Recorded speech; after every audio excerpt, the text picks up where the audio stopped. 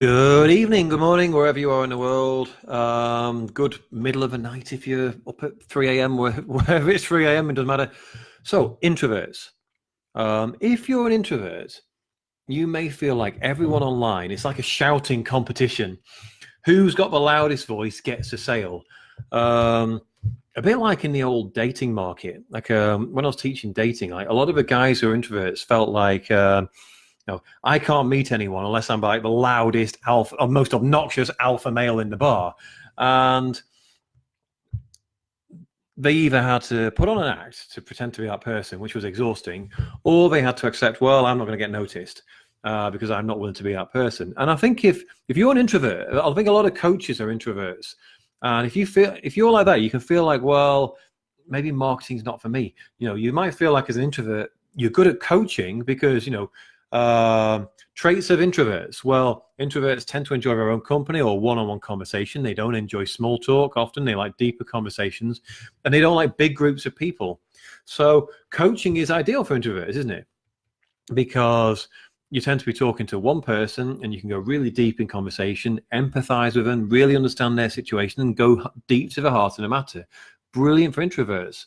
But the marketing side of introverts, they tend to kind of feel a bit uncomfortable with and shy away from, which is why they tend to be really good coaches, but terrible marketers. So I've got 3 points here that can really help you. I always do this thing with my finger. I've got to spell out numbers with my finger for some reason. Anyway, so if you are an introvert, I've got 3 points for you that can help you out here, that can make your actual marketing so much more easier.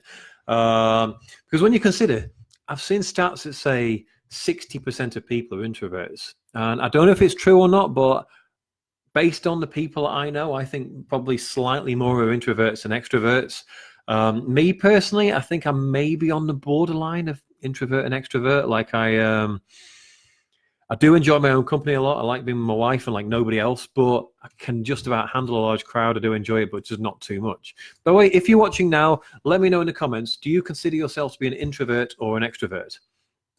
So if 60% of people are introverts, that means that they probably enjoy reading more. If you think about the content on Facebook, they probably enjoy reading more thoughtful stuff, more empathetic stuff. They don't enjoy this like, hey, Dawn, this like super shouty stuff. But Dawn, do you consider yourself to be an introvert or an extrovert? They don't really enjoy reading this super shouty in your face. I'm so great, buy my thing right now, which is what a lot of the extrovert kind of content is like.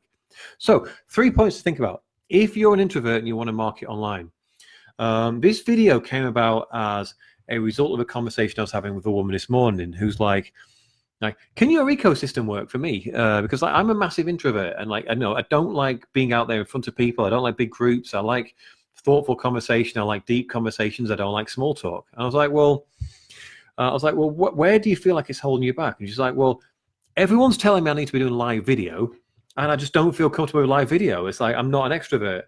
So I said to her, well, I could understand if everyone was telling you that you need to go and like go to massive networking events and speak to loads of people and be the life and soul of the party. I could see how you might find the idea of that exhausting and not want to do it. But live video, you just sat here like I am now talking to a screen. You're not even talking to another human being. So what's the problem with that? That's not really an introversion thing. That's not like I like to be on my own or like to be with limited groups of people. That's to me, that's more of a are you using your introversion as an excuse? Like, are you using your introversion as a handy rationalization to avoid doing things that you find scary and uncomfortable? Because for most people, the first time you do a live video, I was the same. First time I did a live video and talked to a camera, you don't really get much feedback. You get the odd comment, but when you're in conversation with someone, they kind of nod back or they give you something back and you know you're on the right track. When you're just talking to a screen, you're like, is anybody even watching? Are they interested? Are they paying attention? And you're a bit like, well, it's a bit awkward, really. It is awkward. And you're like, you can feel under pressure as well. You can feel like, am I going to lose what I'm going to say here? Am I going to forget everything and look like a total dick? This isn't an introversion or extroversion thing. This is just an awkwardness thing. And it's something that you got to work on and get over time. You get better, like anything, you get better the more you practice. So when I do my lives, I've got a framework. You know, like this thing here, I knew roughly what I was going to say at the start. I've got 3 points I need to make, and then the video will be over. And I just kind of talk as I go. But I know roughly what I'm going to say, and I never just start a live video with no idea what I'm going to say, because otherwise I would be like, herp, derp, derp, what's coming next? Like Dawn says, total introvert, happy to be on my own reading books in the middle of the ocean, and would switch off social media. And do you know what? I'm kind of the same, Dawn. I think I would be happy to switch off social media and sit on my own all day, but doesn't make sales doing that, does it? So here we are. But I wouldn't describe myself as a total introvert. So point number one is look at where you've got to be really self-aware, really self-honest here. Look at where you are using your introversion as an excuse, as a reason to hold yourself back and say, I'm not doing that thing that scares me, whether it's a sales call or a presentation or a group program or something like that. Anything that involves you speaking in front of numbers of people or anything like that, you're like, oh, I feel awkward, like socially uncomfortable. Are you using your introversion as an excuse? You're like, oh, I'm introverted, that's not for me. Whereas really, you just feel awkward and you're doubting yourself, and it's a barrier you need to get over.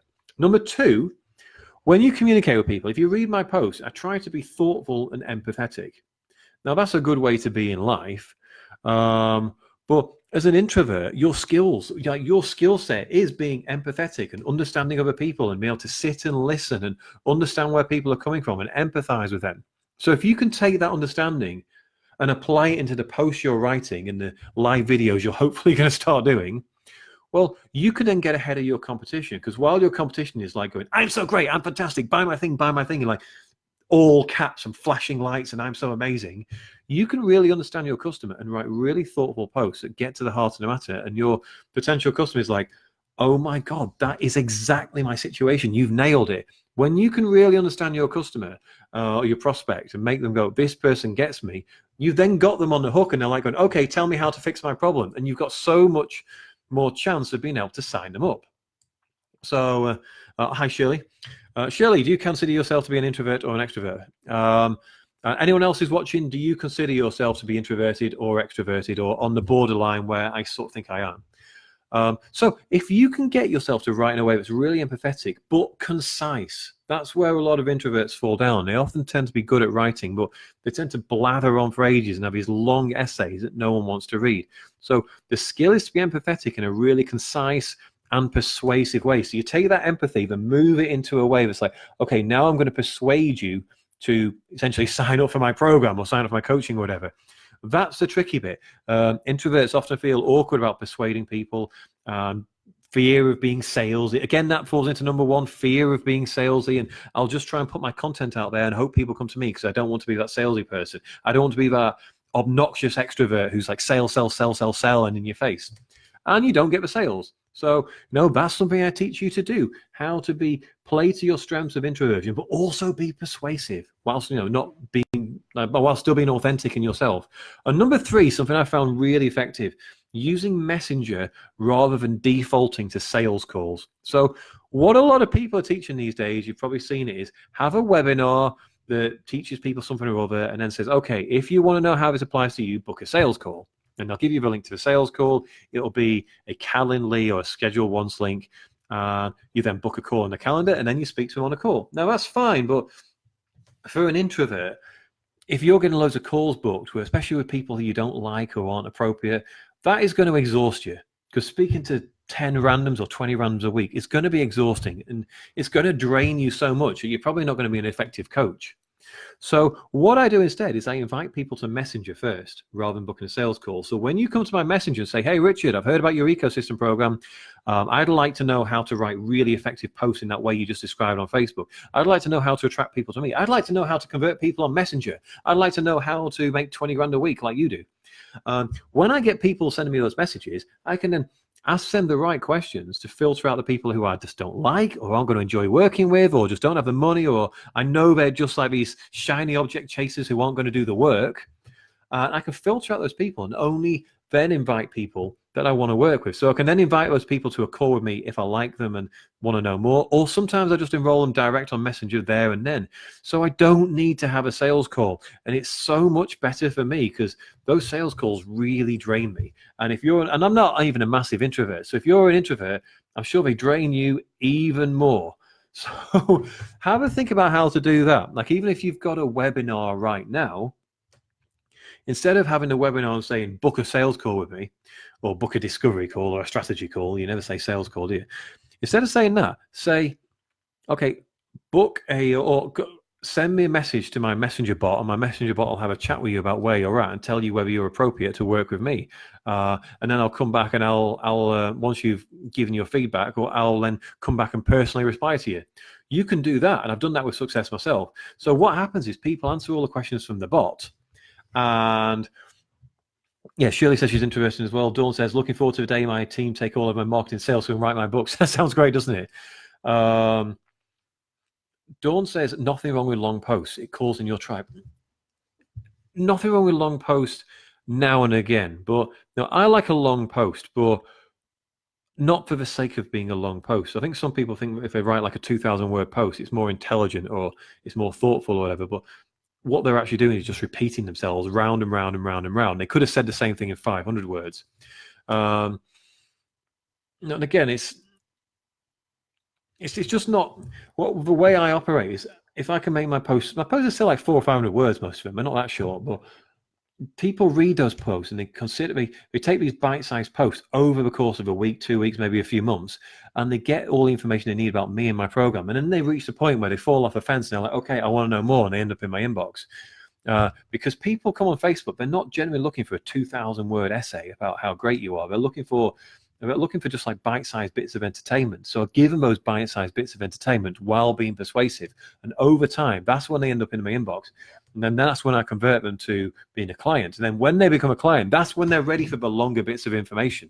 But people aren't generally just looking for like a 1 hour webinar for no reason whatsoever. They only commit to these things when they're really ready, where they're like, I can now see how this is going to be a massive benefit to me. But the idea of it, someone's just going to commit to like a 10-minute read or a 30-minute webinar just because you asked them to, it's just not going to happen unless they really believe in you. So yeah, but back to number 3, messenger rather than sales calls are going to save you so much bother. So if you want to know how to do this, the ecosystem, it starts up, round 2 starts up in a couple of weeks. Paul, I see, has joined just now. Paul has had some great success. I think Paul would consider himself an introvert. He's been signing up people using my system. He's been getting a lot more leads with a lot less bother. He used to have to go back and forth with proposals and meetings and all that kind of stuff, which I'm sure drained him. Now he's signed up people like that, no bother whatsoever. He was in the first round of ecosystem, and a lot of other people are finding the same sort of thing too. So if you want to get a similar sort of thing for yourself, if you want something that works for you rather than against you, rather than have to be one of these like alpha male who's got the biggest dick, shout all the time, go to loads of networking events and be like this big face. And I've never run one single event. I've never stood up and talked about my business on a stage before. I've never done a TEDx talk. I'm not saying I never will, but I just don't need to for my business. Maybe I will at some point.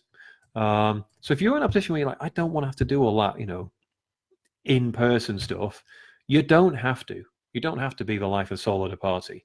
All that stuff's a myth. So if you want to know more, send me a private message. Otherwise, thank you for watching, and I'll see you again very, very soon.